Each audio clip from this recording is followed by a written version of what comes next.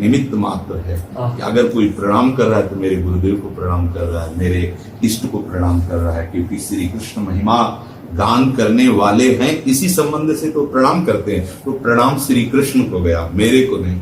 अपना जहां हम स्वीकार कर लेते हैं वही फिर भगवत रस लुप्त हो जाता है, और फिर ये माया का जो आकर्षण है वो उपासक की उपासना को गुप्त कर देता है और बाहर से वासना छा जाती है। इसलिए फिर वो जो भागवत का कथन या भगवत यश गान का फल है वो हमें प्राप्त नहीं होता। सेवक जी ने कहा, धर्म सुनाई धर्म में ही जांचत, चाहो कृपा जो धर्मिन की।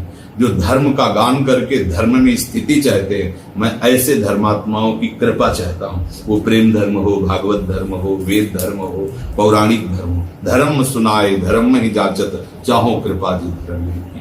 अन्नस्य दोष गुण चिंतन आसुमुक्त्वा, सेवा कथा रसन हो नितराम पीवत्व।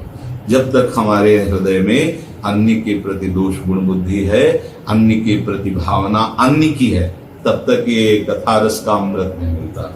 हम जिनको सुना रहे हो मेरे आराध्य देव हैं। अगर ऐसी सुदृढ़ वृत्ति हो गई, भागवत कथा का रहस्य हमारे हृदय में प्रकाशित हो जाएगा। कितना भी बड़ा कोई विद्वान हो, श्री सुखदेव जी के आंतरिक गुण राशि को नहीं जान सकता। कितना भी बड़ा हो व्याकरणाचार्य हो, और जब आप भागवत की शरण होकर भागवत बन जाएंगे तो भागवत का प्रकाश हो जाएगा आपके हृदय में। क्योंकि ये भगवान की जो लीलाएं हैं ना, ये बुद्धि से नहीं जानी जाती, ये कृपा से जानी जाती है। जहाँ कृपा का तो जो आप गान कर रहे हो आपके सामने आने लगेगा, तभी तो गान करने वाले विवश हो जाते हैं, फिर बोल नहीं पाते, गदगद कंठ नयन बह नीरा, पुलकित हो जाते हैं। यही हमारे गान का फल है।